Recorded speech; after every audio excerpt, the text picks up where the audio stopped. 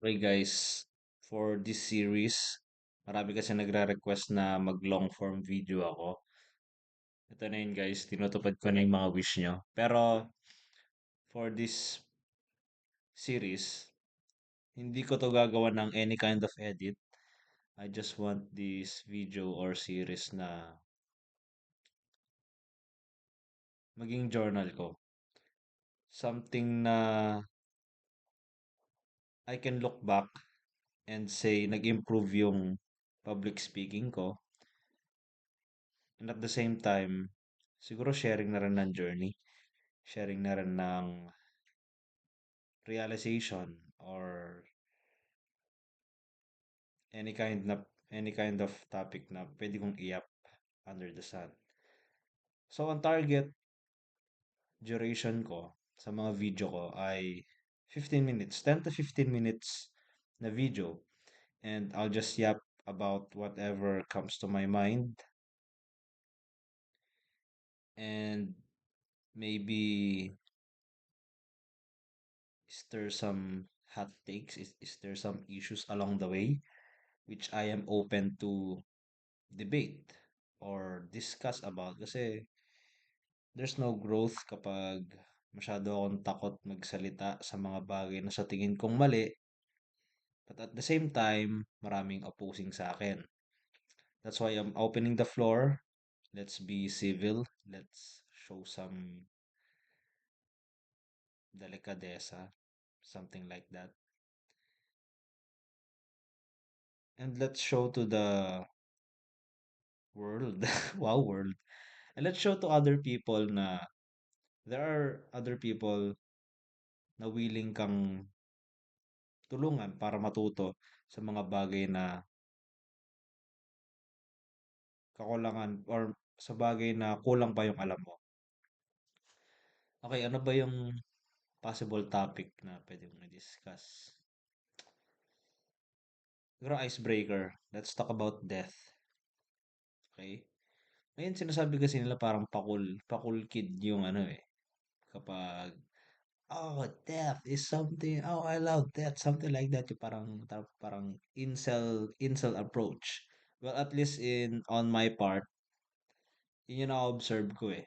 Parang, I don't know what love means.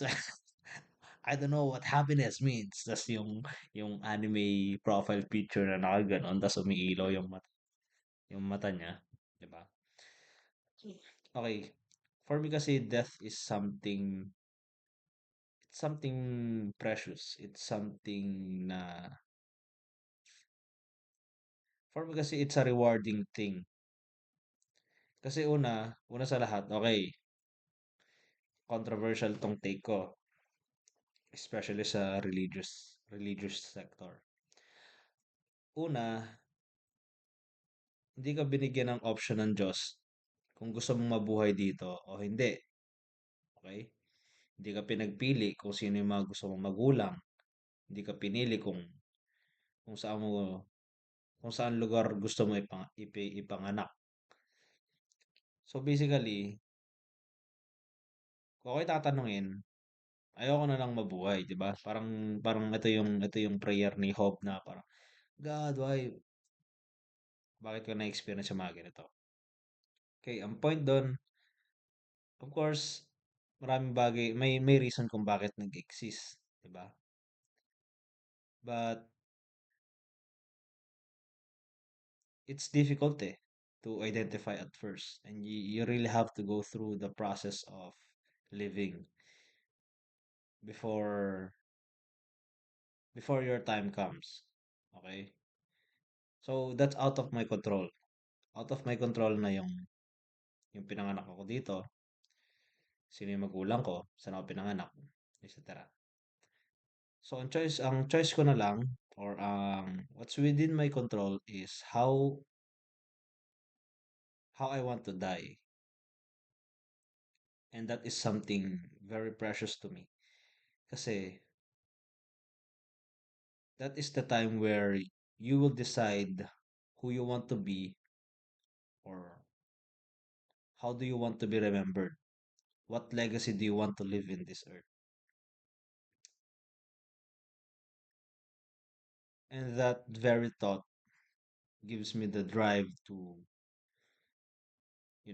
reach the highest stars, be like Icarus na kung saan everyone around him is doubting him and giving him warnings na don't get too close to the sun kasi dangerous yon. And they've been like that with all their life na takot silang lapitan yung araw. But of course, this ambitious Icarus, you know, shoot his shot and well guys, hindi ko nabasa yung story niya na nabasa ko lang to sa online and few clips sa YouTube Shorts na kung saan Icarus laugh while he Icarus laugh as he fell. Yun yung phrase niya. Kasi nasunog siya eh, 'di ba? Masyado siya lumapit sa araw, sunog siya. But he died laughing. He died. He fell as he fell.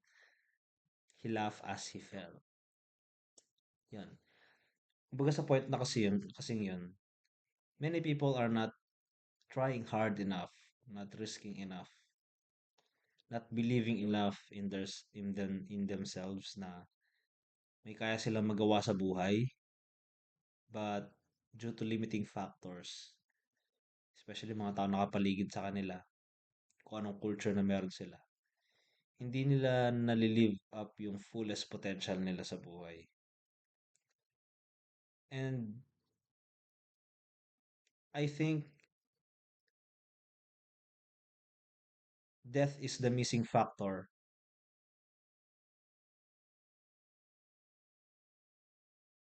to make you achieve the highest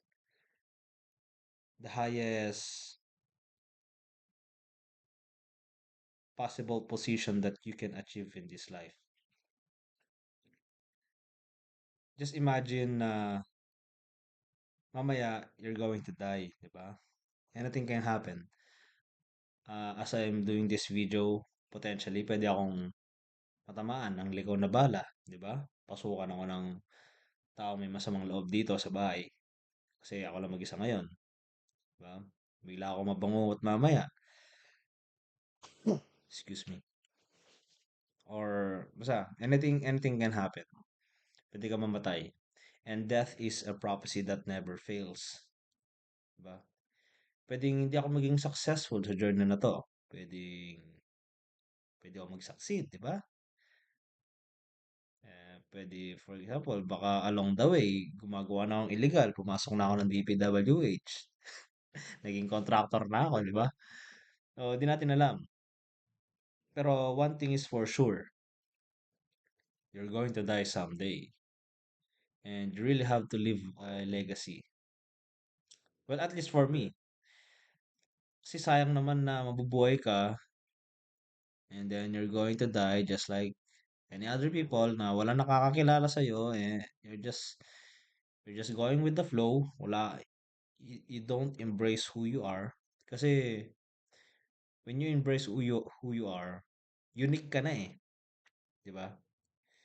Your genetic code, yung DNA mo, experience mo, sino magulang mo, lugar na kinalakihan mo, the climate, your skin type, complexion, allergies mo, 'di ba? Kung if you're going to consider all the factors that lead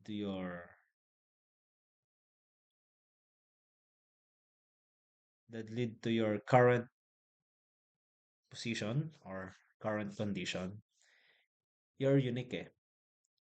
You are let's say, well, considering the parallel universe, you're the you're the only one. Yan. Kahit may parallel universe pa, you are the only one. Considering all the factors na mga pinagsasabi ko. And once you embrace that, you'll realize na you'll stand out eh. Di ba?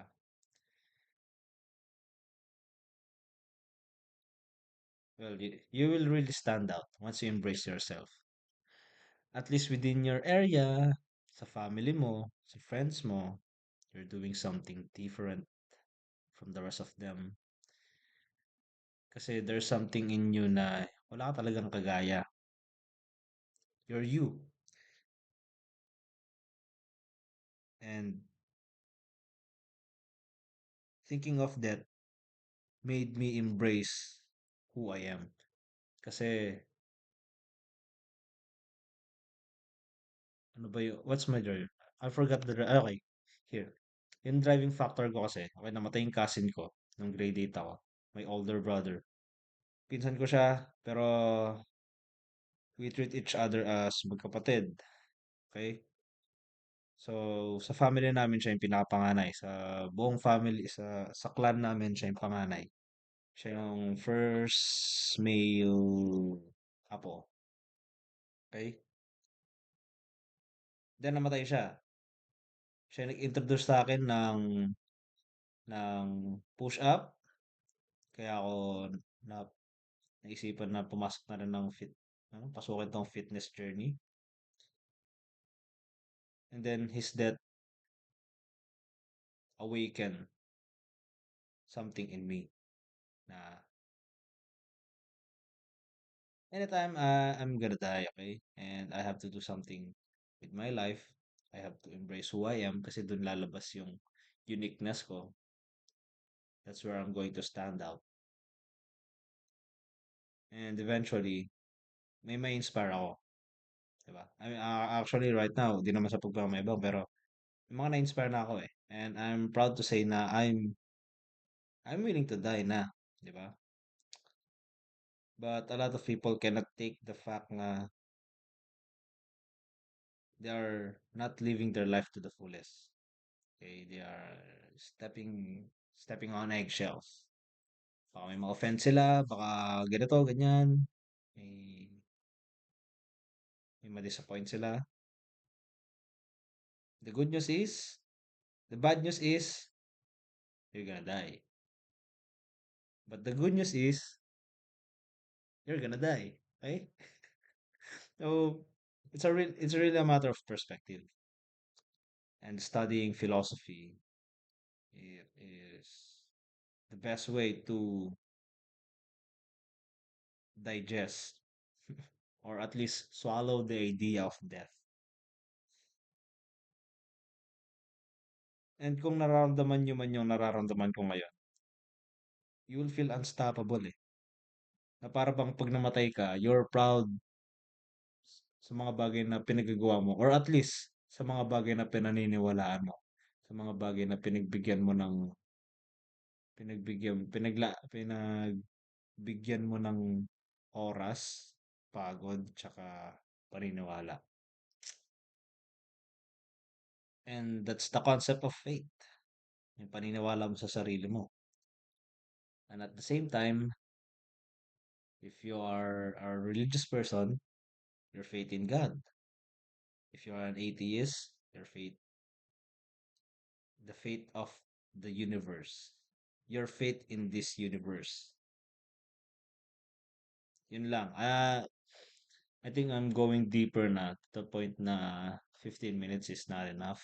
And currently we're at 14 minutes.